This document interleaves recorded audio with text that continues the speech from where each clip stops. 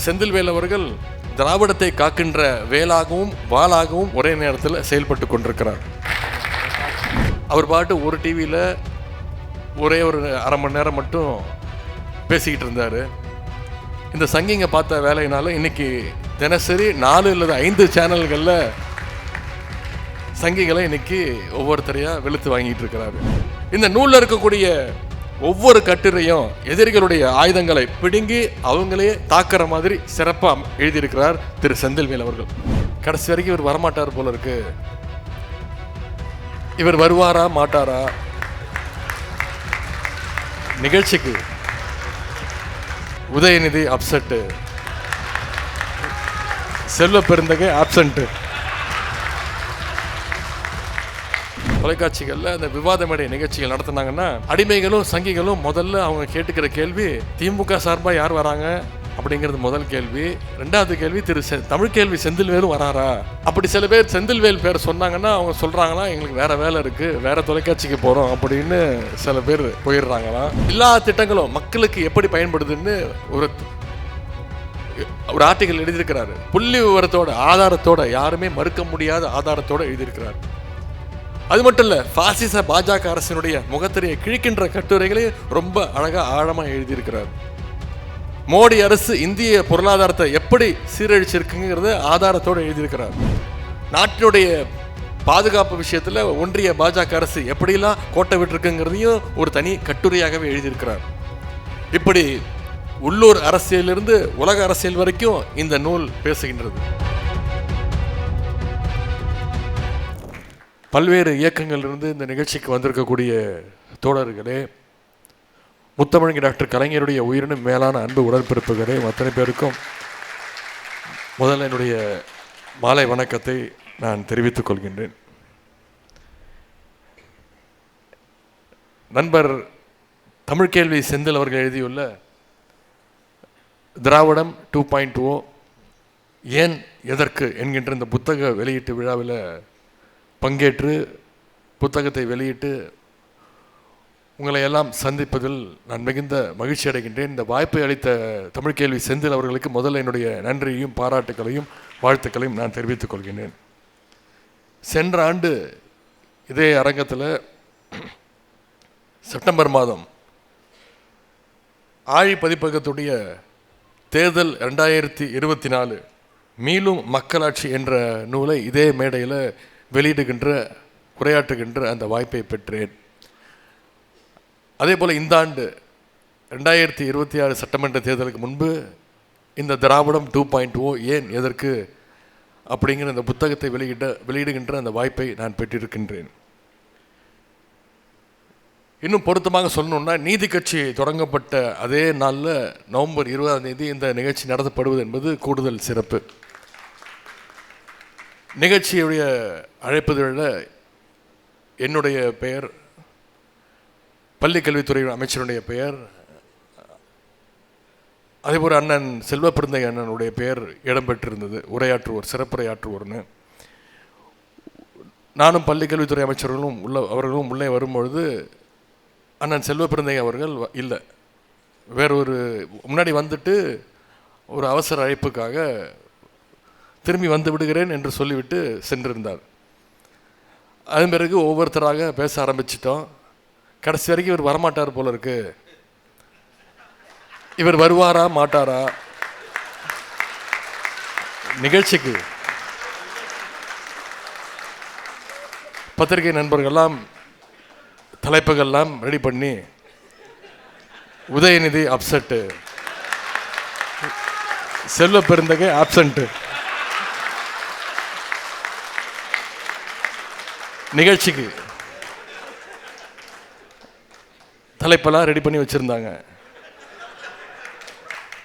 கடைசியில் அவரும் வந்து அதற்கும் வழி இல்லாமல்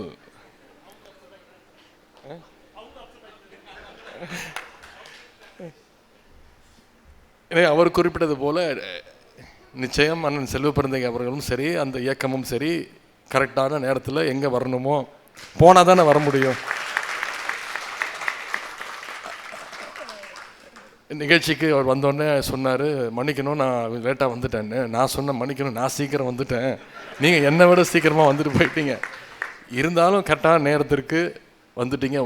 நீங்கள் வர்ற அந்த 5 நிமிஷத்தை எங்களுடைய மாவட்ட செயலாளர் மேனேஜ் பண்ணிட்டாரு. அவருக்கு தான் இருக்கிறதுலே மிகப்பெரிய சவால். இருந்தாலும் வந்ததற்கு சரியான நேரத்திற்கு அவர் வந்து விட்டார். இப்படி ஒரு சிறப்பான நிகழ்ச்சியில் கலந்து கொள்வது உண்மையாகவே எனக்கு கூடுதல் பெருமை. இன்னைக்கு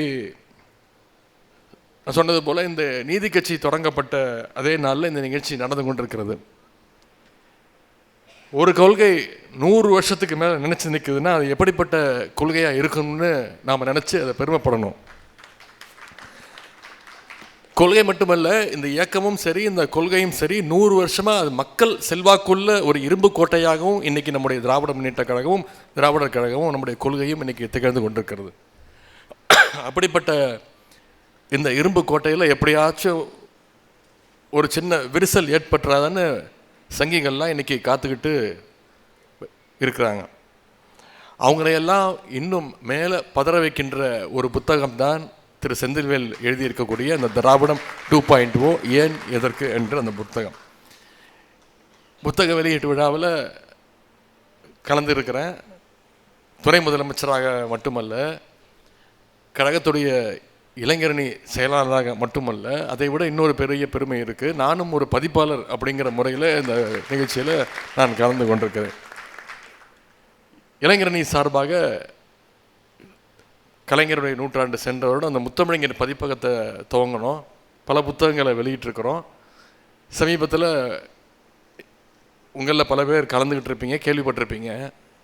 வள்ளுவர் கோட்டத்தில் அறிவு திருவிழான்னு ஒரு மிகப்பெரிய நிகழ்ச்சியை நடத்தி காட்டினோம். 9 நாட்கள் நடந்த நிகழ்ச்சி, முற்போக்கு புத்தக கண்காட்சி. கிட்டத்தட்ட 11 அமர்வுகளில் 44 சிறந்த பேச்சாளர்கள் அவங்களுடைய எண்ணங்களை எல்லாம் கருத்துக்களை எல்லாம் முன்வைத்தாங்க. எனவே நானும் ஒரு பதிப்பாளர் என்கின்ற முறையில் இந்த நிகழ்ச்சியில் கலந்து கொண்டது எனக்கு கூடுதல் சந்தோஷம். அந்த விழாவில் காலத்தின் நிறம் கருப்பு சிவப்பு அப்படின்ற புத்தகத்தையும் நாங்கள் வெளியிட்டோம். புத்தக கண்காட்சியும் நடைபெற்றது. ஏராளமான அரசியல் புத்தகங்களும் அதில் இடம்பெற்றுச்சு. அதற்கு அடித்தளமாக இருந்தது முத்தமிழர் பதிப்பகம். அதேபோல் இந்த சீதை பதிப்பகத்தார் அவங்களுக்கும் இந்த நேரத்தினுடைய பாராட்டுகள், என்னுடைய வாழ்த்துக்கள். ஏன்னா என்னுடைய முதல் புத்தக வெளியீட்டு விழாவை நடத்தினது சீதை பதிப்பகத்தார் தான். அவங்க வெளியிட்ட ஒரு புத்தகம் தான். 2020ஆம் ஆண்டு பெரியார் திடலில் திருவல்லிக்கேணி முதல் திருவாரூர் வரை அப்படிங்கிற ஒரு புத்தகத்தை நான் வெளியிட அண்ணன் சுபவி அவர்கள் பெற்றுக்கொண்டார்கள். இன்றைக்கு கிட்டத்தட்ட 5 வருடங்களுக்கு பிறகு அதே சீதை பதிப்பகத்தார் வெளியிடுகின்ற புத்தக வெளியீட்டு விழாவிலே கலந்து கொள்வது எனக்கு கூடுதல் பெருமை. இந்த புத்தகத்திற்கு நம்முடைய தலைவர் அவர்கள் அணிந்துரை எழுதியிருக்கிறாங்க. அது அவர் குறிப்பிட்டு எழுதியிருக்கிறார், 2026 தேர்தல் காலத்தில் நம்முடைய கழகத்தினருக்கு போர்வாலாகவும் கேடயமாகவும் இந்த நூல் நிச்சயமாக பயன்படும் அப்படின்னு புகழ்ந்து எழுதியிருக்கிறாங்க. தலைவர் அவர்கள் சொல்லியிருக்கிறார், 100க்கு 100 உண்மை.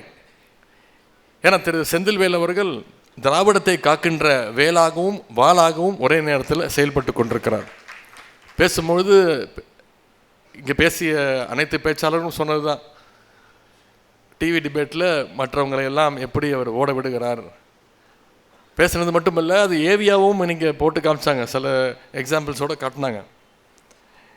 அவர் பாட்டு ஒரு டிவியில் ஒரே ஒரு அரை மணி நேரம் மட்டும் பேசிக்கிட்டு இருந்தார். இந்த சங்கிங்க பார்த்த வேலையினால இன்றைக்கி தினசரி 4 அல்லது 5 சேனல்களில் சங்கிகளை இன்றைக்கி ஒவ்வொருத்தரையாக வெளுத்து வாங்கிட்டு இருக்கிறாரு. அது மட்டும் இல்லாமல் இப்போ தனியாக யூடியூப் சேனல்லையும் நடத்துகிறாரு. அவருடைய தமிழ் கேள்வி சேனலில் கூட இன்றைக்கி ஒவ்வொரு நாளும் வேல்வீச்சு அப்படின்ற தலைப்புகளை தொடர்ந்து வீடியோக்களை பதிவு செஞ்சு அதையும் வெளியிட்டுருக்கிறாரு. இது மட்டும் இல்லை, உங்களில் பல பேருக்கு தெரிஞ்ச விஷயம், நான் இன்றைக்கி கேள்விப்பட்ட விஷயம், இன்றைக்கெல்லாம் நம்முடைய தொலைக்காட்சிகளில் செய்தி தொலைக்காட்சிகளில் அந்த விவாத மேடை நிகழ்ச்சிகள் நடத்துனாங்கன்னா அடிமைகளும் சங்கிகளும் முதல்ல அவங்க கேட்டுக்கிற கேள்வி, திமுக சார்பாக யார் வராங்க அப்படிங்கிறது முதல் கேள்வி. ரெண்டாவது கேள்வி, தமிழ்கேள்வி செந்தில்வேலும் வராரா அப்படிங்கிறதையும் கேட்டுக்கிறாங்க. அப்படி சில பேர் செந்தில்வேல் பேர் சொன்னாங்கன்னா அவங்க சொல்கிறாங்களாம், எங்களுக்கு வேறு வேலை இருக்குது, வேறு தொலைக்காட்சிக்கு போகிறோம் அப்படின்னு சில பேர் போயிடுறாங்களாம். ஒரு பக்கம் இப்படி அவர் பண்ணிட்டு இருந்தாரா, இன்னொரு பக்கம் இன்னொரு செய்தியும் வந்துச்சு. அதில் சில சங்கிகளும் அடிமைகளும் செந்தில்வேல் அவர்களுக்கே ஃபோன் பண்ணி ஒரு வேண்டுகோள் வைக்கிறாங்களாம். சார், இன்றைக்கி இந்த டிவியில் நீங்கள் டிபேட்டுக்கு வரீங்களாமே, விவாதத்திற்கு வரீங்களாமே, நாங்களும் அந்த டிபேட்டுக்கு வரோம். ஒரே ஒரு வேண்டுகோள், பேசும்பொழுது கொஞ்சம் பொறுமையாக பேசுங்க, பார்த்து பேசுங்க, எங்களை என்ன வேணால் திட்டுங்க, ஆனால் எங்கள் ஜியும் எங்கள் நிரந்தர பொதுச் செயலாளரையும் தயவுசெய்து ரொம்ப திட்டாதீங்க, அவங்களால தாங்க முடியாது அப்படின்னு அவர்கிட்ட ஓப்பனாகவே வேண்டுகோள் வைக்கிறாங்கன்னு நான் கேள்விப்பட்டுருக்கேன். டிவி டிபேட்டில் மட்டும் இல்லாமல் இன்றைக்கி மேடை பேச்சு, பட்டிமன்றங்கள், மக்கள் மன்றம்னு எல்லாத்துலேயும் முத்திரை பதிக்கக்கூடியவர் தான் செந்தில்வேல் அவர்கள். இன்றைக்கி அவர் புத்தகத்தையும் வெளியிட்டிருக்கிறார். அவருக்கு நாம் அனைவரும் சேர்ந்து நம்முடைய பாராட்டுகளையும் வாழ்த்துக்களையும் அன்பையும் நான் தெரிவித்துக் கொள்கின்றேன். அவருடைய அந்த தீவிர கொள்கை, அதன் காரணமாகத்தான் இளைஞரணியினுடைய, திராவிட முன்னேற்ற கழகத்துடைய இளைஞரணியுடைய பயிற்சி பாசறை கூட்டங்களுக்கு அவரை தொடர்ந்து நாங்கள் பயன்படுத்திகிட்டு இருக்கிறோம். அதேபோல் இளைஞரணியின் சார்பாக சென்ற வருடம் கலைஞருடைய நூற்றாண்டுக்காக தலைவர் அவர்கள் 100 இளம் பேச்சாளர்களை தேர்ந்தெடுத்து கொடுக்க சொன்னாங்க. தமிழ்நாடு முழுக்க பேச்சு போட்டி நடத்தி அதில் நடுவர்கள் குழுவில் செந்தில்வேல் அவர்களும் இடம்பெற்று இன்றைக்கி சிறந்த 200 இளம் பேச்சாளர்களை அவர் கண்டெடுத்து கொடுத்திருக்கிறார்.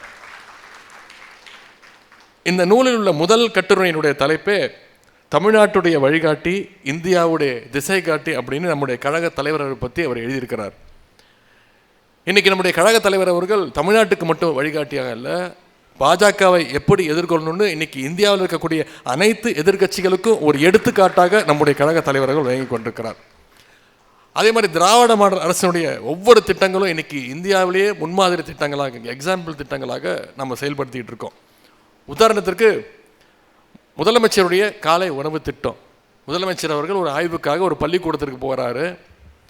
அங்கே ஒரு குழந்தை சோர்வாக நின்றுட்டுருக்காங்க, ஒரு சின்ன பையன். அந்த பையன்கிட்ட கேட்குறாரு முதலமைச்சர், என்ன தம்பி என்னாச்சுன்னு. அந்த பையன் சொல்கிறான், ஐயா நான் காலையிலேருந்து சாப்பிடல, பசியில் இருக்கேன் அப்படின்னு. அந்த பையன் சொன்னோடனே நம்முடைய முதலமைச்சர் உத்தரவு போடுறாரு, இனிமேல் அரசு பள்ளிகளில் 1ஆம் வகுப்புலேருந்து 5ஆம் வகுப்பு வரை படிக்கக்கூடிய அனைத்து குழந்தைங்களுக்கும் முதலமைச்சர் காலை உணவு திட்டம். காலையில் வந்தோடனே முதல்ல தரமான உணவு, அதன் பிறகு தரமான கல்வி.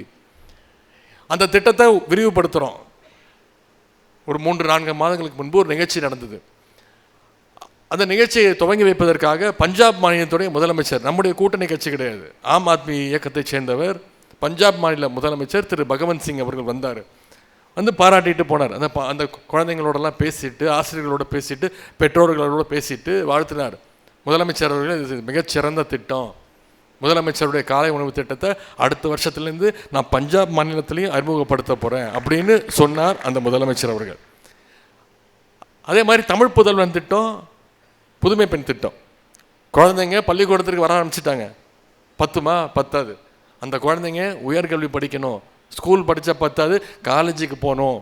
நீ அரசு பள்ளியில் படித்து உயர்கல்வி படிக்க எந்த காலேஜுக்கு போனாலும் சரி, உனக்கு கல்வி ஊக்கத்தொகையாக மாதம் 1000 ரூபாய் நம்முடைய அரசு வழங்கும்னு சொல்லி வழங்கிக்கிட்டு இருக்கார் நம்முடைய முதலமைச்சர் அவர்கள். அந்த திட்டத்தை விரிவுபடுத்துறதுக்கு தெலுங்கானா மாநிலத்துடைய முதலமைச்சர் ரேவந்த் ரெட்டி அவர்கள் வந்தார்.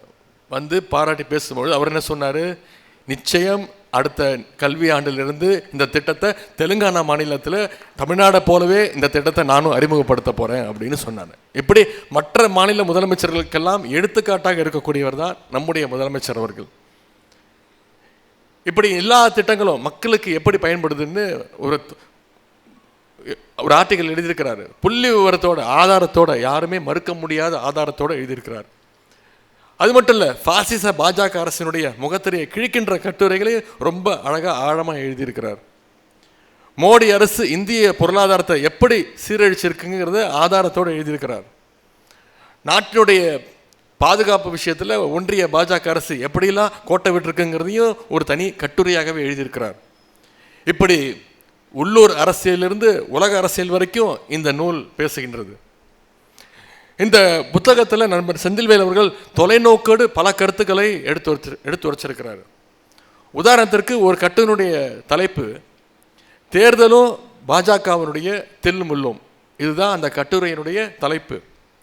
இது அவர் எழுதினது 2024 முரசொலியில் வந்திருக்கு. அதில் இன்னைக்கு நடந்துட்டு இருக்கக்கூடிய இந்த எஸ்ஐஆர் சூழ்ச்சியுடைய தொடக்க புள்ளியை அவர் 2024 முரசொலியில் எழுதியிருக்கிறார். இந்திய தலைமை தேர்தல் ஆணையர் ஞானேஷ்குமாருடைய நியமனம் பற்றி அதில் விளக்கமாக எழுதியிருக்கிறார். ஞானேஷ்குமார் அவர்கள் இந்திய தலைமை தேர்தல் ஆணையராக வர்றதுக்கு முன்னாடி என்னவா இருந்திருக்கிறாரு?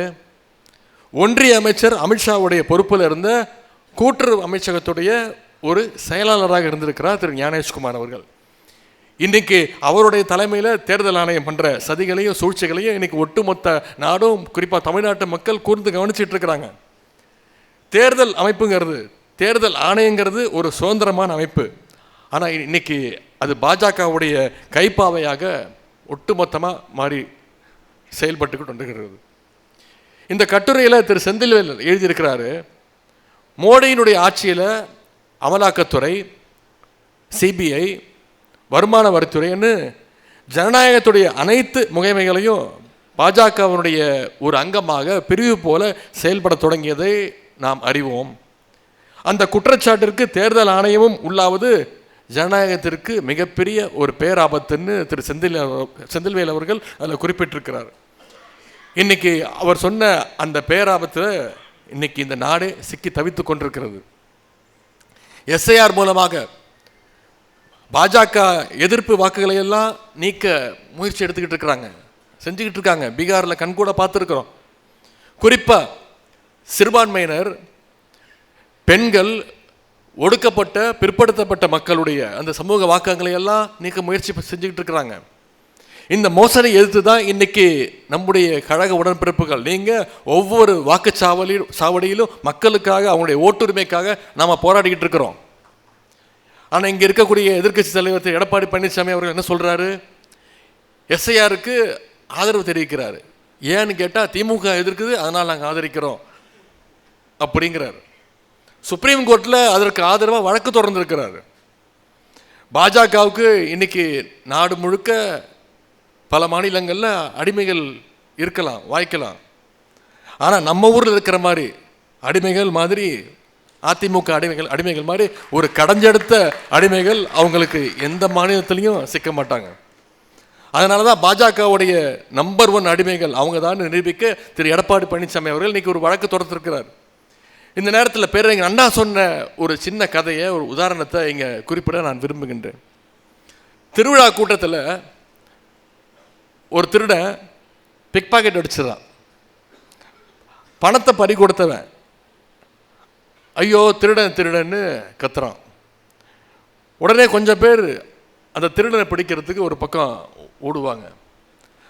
அந்த கூட்டத்தில் திருடனே இன்னொரு திருடனை செட் பண்ணி வேடிக்கை பார்க்குற மாதிரி செட் பண்ணி வச்சுருப்பான். அந்த திருடன் எல்லாரையும் டைவெர்ட் பண்ணணுன்னு திருடன் இந்த பக்கம் ஓடனா அப்படின்னு எல்லாரையும் டைவெர்ட் பண்ணுவான், மக்களை திருப்பி விடுவான். இதனால் அந்த திருடன் எஸ்கேப் ஆகிறதுக்கு அவன் வழிவகுத்து கொடுப்பான். அந்த மாதிரி தான் இன்றைக்கி மக்களை திசை திருப்ப, வாக்குகளை திருடவங்களெல்லாம் தப்ப வைக்கிற வேலையை இந்த அடிமை கூட்டம் செஞ்சுக்கிட்டு இருக்கு. நான் சொன்ன முதல் திருட அதிமுக, 2வது திருட பாஜக தலைமையில் இயங்குகின்ற அந்த தேர்தல் ஆணையம். இந்த நூலில் இருக்கக்கூடிய ஒவ்வொரு கட்டுரையும் எதிரிகளுடைய ஆயுதங்களை பிடுங்கி அவங்களே தாக்குற மாதிரி சிறப்பாக எழுதியிருக்கிறார் திரு செந்தில்வேல் அவர்கள். இன்னொரு கட்டுரைக்கு இது தமிழ்நாடு, மோடி மஸ்தான் வேலைகள்லாம் இங்கே செல்லாது அப்படின்னு தலைப்பிட்டு எழுதியிருக்கிறார். இந்த கட்டுரையில் மிக முக்கியமான ஒரு தகவலை திரு செந்தில்வேல் அவர்கள் சொல்லியிருக்கிறார். சில மாதங்களுக்கு முன்னாடி பிரதமர் மோடி அவர்கள் கங்கை கொண்ட சோழபுரத்திற்கு அவர் எப்போ தமிழ்நாட்டுக்கு வந்தாலும் உங்களுக்கு தெரியும், வேட்டி சட்டையோடு தான் வருவார். அங்கே பேசுகிறப்போ சோழ மன்னர்களுக்கு ஒன்றிய அரசு சார்பாக சிலை வைப்போம் அப்படின்னு ஒரு கதை விட்டுட்டு போனார். ஆனால் அவர் அன்னைக்கு குஜராத்துடைய முதலமைச்சராக இருந்தப்போ தமிழ்நாட்டிலிருந்து எடுத்துகிட்டு போன குஜராத் மியூசியத்தில் இப்போ வைக்கப்பட்டிருக்கக்கூடிய ராஜராஜ சோழன் மற்றும் அவருடைய மனைவியுடைய சிலைகளை தமிழ்நாடு அரசு திரும்ப கேட்டு தரமாட்டேன்னு சொன்னவர் தான் அன்னைக்கு முதலமைச்சராக இருந்த திரு மோடி அவர்கள். மக்களவை தேர்தல் அப்போ உங்களுக்கு தெரியும், ஞாபகம் இருக்கும், கிட்டத்தட்ட 8 வாட்டி தமிழ்நாட்டுக்கு வந்துட்டு போனார். ஆனால் தமிழ்நாட்டு மக்கள் அவங்களுக்கு கொடுத்தது வெறும் ஒரே ஒரு முட்டை தான். இப்போ மீண்டும் திரு மோடி அவர்கள் சட்டமன்ற தேர்தல் வர்றதுனால வர ஆரம்பிச்சிருக்கிறாரு. இனி அடிக்கடி வருவார். நேற்று கோயம்புத்தூருக்கு வந்துட்டு போனார். கோயம்புத்தூருக்கு வந்துட்டு என்ன பண்ணிட்டு போனார்? கோயம்புத்தூர் மதுரை மெட்ரோ திட்டங்களுக்கு அனுமதி தர முடியாதுன்னு சொல்லிட்டு போக ஒரு பிரதமர் வந்துட்டு போயிருக்கிறாரு. அனுமதி மறுக்க காரணம் என்ன சொல்கிறாங்க? மக்கள் தொகை கம்மியாக இருக்கான், மதுரையிலையும் கோயம்புத்தூர்லேயும் மக்கள் தொகை கம்மியாக இருக்குது அப்படின்ற காரணத்தை ஒன்றிய அரசு சொல்லியிருக்குது. பாஜக ஆட்சி செய்கின்ற உத்தரப்பிரதேசத்தில் இருக்கக்கூடிய ஆக்ரா மற்றும் கான்பூருக்கு மட்டும் மெட்ரோ திட்டத்துக்கு அனுமதி கொடுத்துருக்குறாங்க. ஆனால் மக்கள் தொகையை கட்டுப்படுத்தணும்னு ஒன்றிய அரசு சொன்னப்போ அதை சரியாக பின்பற்றிய மாநிலம் நம்முடைய தமிழ்நாடு. அதற்கான விழிப்புணர்வை ஏற்படுத்திய மாநிலம் நம்முடைய தமிழ்நாடு. அதை சொன்னதை கேட்டது தமிழ்நாட்டு மக்கள். இன்றைக்கி அதையே காரணம் காட்டி மெட்ரோ திட்டத்துக்கு அனுமதி தர மாட்டேன்னு சொல்கிறாங்க. அது மட்டும் இல்லை, மக்கள் தொகையை கட்டுப்படுத்தியதுனால இன்றைக்கி டீலிமிட்டேஷன் சொல்லி நம்முடைய மக்களவை உறுப்பினர் எண்ணிக்கையை குறைக்கின்ற முயற்சியிலேயும் ஒன்றிய அரசு ஈடுபட்டிருக்கு. அது மட்டும் இல்லை, நேற்று பிரதமர் திரு மோடி அவர்கள் பேசும்பொழுது பேசுகிறார், அவரால் தமிழ் படிக்காமல் போயிடுச்சே, தமிழ் படிக்க முடியாமல் போயிடுச்சே அப்படின்னு ரொம்ப ஃபீல் பண்ணி திரு மோடி அவர்கள் பேசியிருக்கிறார். நான் அவரை பார்த்து கேட்குறேன், ஒரு பக்கம் தமிழ் மேலே அக்கறை இருக்கிற மாதிரி நாடகம் போடும் நீங்கள், இன்னொரு பக்கம் நம்முடைய பிள்ளைகள் தமிழ் படிக்கக்கூடாதுன்னு இந்தி சமஸ்கிருதத்தை திணிக்க முயற்சி பண்ணுறீங்களே, இது எந்த விதத்தில் நியாயம்? மும்மொழி கொள்கை ஏற்றுக்கிட்டாதான் தமிழ்நாட்டுக்கு தர வேண்டிய நிதி பகிர்வு 2500 கோடி ரூபாயை தருவேன்னு சொன்னீங்களே, இது எந்த விதத்தில் நியாயம்? தமிழ் படிக்காமல் போயிடுச்சே அப்படின்னு கவலைப்படுற நீங்கள் தமிழுடைய வளர்ச்சிக்காக என்ன செஞ்சுருக்கிறீங்க? கடந்த 10 வருஷத்தில் தமிழ் வளர்ச்சிக்காக கடந்த 10 ஆண்டுகளில் ஒன்றிய அரசு ஒதுக்கின நிதி எவ்வளோ தெரியுமா? தமிழ் வளர்ச்சிக்கு வெறும் 150 கோடி ரூபாய். ஆனால் செத்த மொழி சமஸ்கிருதத்துக்கு ஒன்றிய அரசு கடந்த 10 ஆண்டுகளில் ஒதுக்கிற நிதி எவ்வளோ தெரியுமா? 2400 கோடி ரூபாய். தமிழ் வளர்ச்சிக்கு 150 கோடி ரூபாய், சமஸ்கிருத வளர்ச்சிக்கு 2400 கோடி ரூபாய். இதுதான் பிரதமர் மோடி அவர்களுடைய தமிழ் பாச நாடகம். இந்த அநியாயத்தை நாம் தட்டி கேட்கணும், தடுத்தாகணும். இதற்கு நம்ம கையில் கிடச்சிருக்கக்கூடிய வாய்ப்பு தான் 2026 சட்டமன்ற தேர்தல். தேர்தலுக்கு இன்னும் முழுதாக 4 மாதங்கள் கூட இல்லை. மிகச்சரியான நேரத்தில் இந்த புத்தகம் இன்னைக்கு வெளியிடப்பட்டிருக்கிறது. இந்த நூலை நிச்சயம் அனைவரும் வாங்கி படிக்க வேண்டும். இதில் இருக்கக்கூடிய தகவல்களை மக்கள்கிட்ட நாம் கொண்டு போய் சேர்க்க வேண்டும். ஃபேஸ்புக், வாட்ஸ்அப்னு சங்கிங்க எந்த அவதூறு பரப்பினாலும் அந்த அவதூறுகளை அடித்து நொறுக்க இந்த நூல் நிச்சயம் நமக்கு ஒரு துணையாக இருக்கும், ஒரு கைடாக இருக்கும். இந்த புக்கில் திராவிடம் 2.0 ஏன் எதற்குன்னு 2 கேள்விகள் இருக்குது. அதற்கான சரியான பதில்களை செந்தில் அவர்களே இந்த புத்தகத்தில் தெளிவாக சொல்லியிருக்கிறார். இந்த நேரத்தில் ஒரே ஒரு விஷயத்தை மட்டும் சொல்லிக்கொள்ள விரும்புகின்றேன். 2ஆம் உலகப் போரின் பொழுது ஹிட்லருடைய படைகள் ஐரோப்பிய நாடுகளை ஒவ்வொன்றாக பிடித்து கொண்டே வந்தார்கள். ஹிட்லருடைய படை எப்போ வேணும்னாலும் இங்கிலாந்துக்குள்ளே நுழையலாம் அப்படின்னு பயந்தாங்க எல்லாரும். அப்போ இங்கிலாந்துடைய பிரதமராக இருந்த வின்ஸ்டன் சர்ச்சில் அவர்கள் இங்கிலாந்து மக்களுடைய உணர்ச்சியை தட்டி எழுப்புகிற மாதிரி ஒரு உரையை நிகழ்த்தினார். We shall fight on the beaches, we shall never surrender அப்படின்னு அவர் பேசினார். அதாவது பாசிச சக்திகளை எதிர்த்து நாங்கள் கடற்கரையிலும் போராடுவோம், திறந்த வெளியிலும் போராடுவோம், ஊர்களிலும் தெருக்களிலும் போராடுவோம், நிலத்திலும் மலைகளிலும் போராடுவோம், போராடி கொண்டே இருப்போம் தவிர ஒருபோதும் நிச்சயமாக சரணடைய மாட்டோம் அப்படின்னு வின்ஸ்டன் சர்ச்சில் அவர்கள் பேசினார். வரலாற்று சிறப்புமிக்க இந்த உரையை இந்த மேடையில் நான் திருப்பி சொல்கின்றேன். பாசிஸ்டுகளுக்கு எதிராக நம்முடைய கழக உடன்பிறப்புகள் ஒவ்வொரு ஊரிலும் போராடுவார்கள், ஒவ்வொரு கிராமத்திலும் போராடுவார்கள், ஒவ்வொரு வாக்குச்சாவடியிலும் கழக உடன்பிறப்புகள் போராடுவார்கள். இந்த ஜனநாயக போரில் நம்முடைய கொள்கை படை நிச்சயமாக வென்று காட்டும். தலைவர்கள் சொன்னது மாதிரி குறைந்தது 200 தொகுதிகளில் நம்முடைய இந்தியா கூட்டணி, மதச்சார்பற்ற முற்போக்கு கூட்டணி நிச்சயம் என்று நம்முடைய தலைவர் அவர்கள் தொடர்ந்து 2வது முறையாக ஆட்சி அமைப்பார். அதற்கு நாம் அத்தனை பேரும் இன்றிலிருந்து உழைக்க வேண்டும் நான் கேட்டுக்கொள்கின்றேன். இன்றைக்கு இந்த புத்தகத்தில் எனக்கு பிடிச்ச இன்னொரு விஷயம், புத்தகத்துடைய சைஸு வெறும் 124 பக்கம்தான். நிச்சயம் அனைவரும் சுலபமாக படிக்கக்கூடிய அளவில் இந்த புத்தகத்தை அவர் வடிவமைச்சிருக்கிறார். நாங்கள் சமீபத்தில் காலத்தின் நிறம் கருப்பு சிவப்புன்ற புத்தகத்தை வெளியிட்டோம் அறிவு திருவிழாவில். பார்த்தீங்கன்னா கிட்டத்தட்ட 1120 பக்கம். நானே இன்னும் முழுசாக அதை படிக்கலை. நேற்று ஒரு ஆலோசனை கூட்டம் வச்சுருந்தோம். இளைஞரணி மாநில துணை செயலாளர்கள், அந்த ஆலோசனை குழு எப்படி இந்த 9 நாள் நிகழ்ச்சிகள் எப்படி நடந்தது, எத்தனை புத்தகங்கள் புத்தக காட்சியில் விற்பனையானது அப்படின்னு பேசும்பொழுது அந்த குழுவினர் என்கிட்ட பகிர்ந்துக்கிட்டாங்க. ஐயா சார், கிட்டத்தட்ட 8000 பிரதிகள் விற்று தீர்ந்திருக்கிறது அப்படின்னு சொன்னாங்க. நான் அப்போ சொன்னேன், எத்தனை புத்தகங்கள் விற்றுதுங்கிறது முக்கியம் இல்லை, அது எத்தனை பேர் படித்தாங்கங்கிறது தான் முக்கியம், எவ்வளோ படித்தாங்கங்கிறது தான் முக்கியம் அப்படின்னு சொன்னேன். அதனால் இந்த புத்தகத்தை இங்கே வந்திருக்கக்கூடிய அனைவரும் வாங்கி நிச்சயம் நீங்கள் படிக்க வேண்டும். இல்லைன்னா ஒரு பரிசாக மற்றவர்கிட்ட கொடுக்க வேண்டும். அதை படித்து அதில் இருக்கக்கூடிய கருத்துக்களை நீங்கள் பகிர வேண்டும். அது 1120 பக்கமாக இருந்தாலும் சரி, 124 பக்கமாக இருந்தாலும் சரி, இந்த மாதிரி நிறைய புத்தகங்களை நம்முடைய எழுத்தாளர்கள், நம்முடைய இளைஞர்கள் படிக்கணும், எழுதணும், வாங்கி அதை மக்கள்கிட்ட பகிர வேண்டும் நான் கேட்டுக்கொள்கின்றேன். அதே போல் இங்கே திரு செந்தில்வேல் அவர்கள் பிறந்தநாள் பரிசுக்கு வாழ்த்து சொன்னார்கள். பரிசு கொடுத்துட்டு அட்வான்ஸ் வாழ்த்துக்கள் அப்படின்னாரு. அதுக்கு இந்த நேரத்தில் என்னுடைய நன்றியை நான் தெரிவிச்சுக்கிறேன். அவர் எனக்கு மட்டும் பரிசு கொடுக்கல. பார்த்தீங்கன்னா ஒரு ஓவியம் இருந்தது, நானும் நண்பர் முனைவர் அன்பில் மகேஷ் பொய்யாமணி அவர்களும் இருந்தோம். ஒரே கல்ல 2 மாங்காய் அடிக்கிற மாதிரி. என்னுடைய பிறந்தநாள் 27, அதன் பிறகு சரியாக 5 நாட்களில் அவருடைய பிறந்தநாளும் வந்துடும், டிசம்பர் 2. ஆனால் 2 பேருக்கும் சேர்ந்து அவர் இந்த வாழ்த்துக்கள் சொல்லியிருக்கிறாரு, பரிசு கொடுத்துருக்கிறாரு. எனவே இருவரின் சார்பாகவும் என்னுடைய நன்றியை நான் தெரிவித்துக் கொண்டு, இந்த அருமையான புத்தகத்தை கொண்டு வந்துள்ள திரு செந்தில்வேலுடைய எழுத்து பணியும் தொடர வேண்டும், அவருடைய பேச்சு பணியும் தொடர வேண்டும்னு சொல்லி வெல்லட்டும் 200 வெல்வோம் 200 படைப்போம் வரலாறு என்று கூடி வாய்ப்புக்கு நன்றி கூறி விடைபெறுகின்றேன். நன்றி, வணக்கம்.